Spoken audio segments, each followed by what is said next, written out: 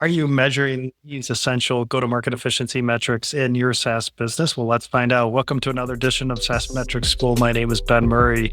So, the top 4 go-to-market efficiency metrics or sales and marketing efficiency metrics that you should measure in your business. Starting at number 1, CAC or customer acquisition costs. Now, we know in SaaS, CAC is not a standalone metric, but it is the foundation for all your sales and marketing efficiency metrics on pillar 5 of my SaaS metrics framework. So if we get CAC wrong, we get payback wrong and the others. Now remember the nuance with CAC. This is new acquisition. So we have to do an allocation between new and existing business for CAC, and that flows into the rest of our efficiency metrics. And of course, if we have product line CAC, we have to make that allocation too. So we have to be very careful. This is the foundation of go-to-market efficiency. So CAC, number 1.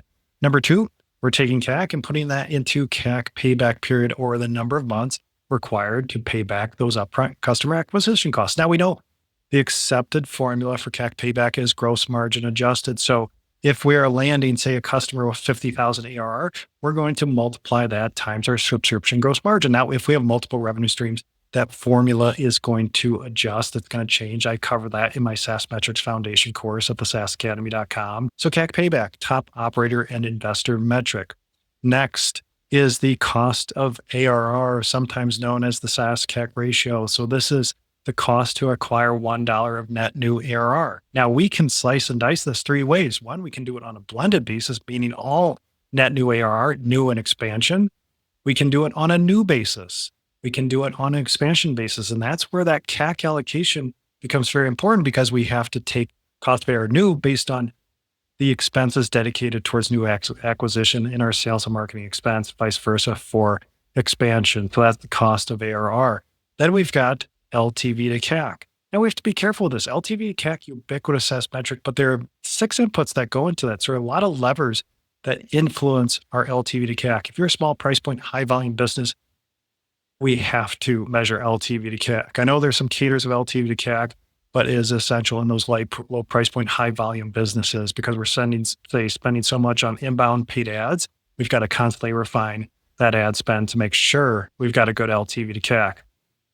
Now with mid-market, if we're acquiring 10, 20, 30, 40 customers a month, 10, 15, 20, 30, 40K ACV, yes, we're going to measure that as well. Now it gets trickier in the enterprise setting. If we're acquiring a customer with, the contracts for $1 million ARR, the next one's at 500,000, then 100,000. Well, that LTV to CAC is going to jump all over the place. Now you could do it more on a cohort basis. Sometimes I do a median number there, but then really in an enterprise setting, I'm really going to rely on cost of ARR and CAC payback. But of course, I'm going to calculate LTV to CAC just to be safe. So those are my top 4 go-to-market or sales and marketing efficiency metrics. That is in pillar 5 of my SaaS metrics framework, which is efficiency within our SaaS business, as well as org efficiency, so rep per FTE, and the ROAS metric. The ROAS metric, I highly suggest you calculate that if you're looking for a path, if you want a sustainable SaaS business. And I've covered that in other episodes. I'll try to put a link in the show notes for that as well.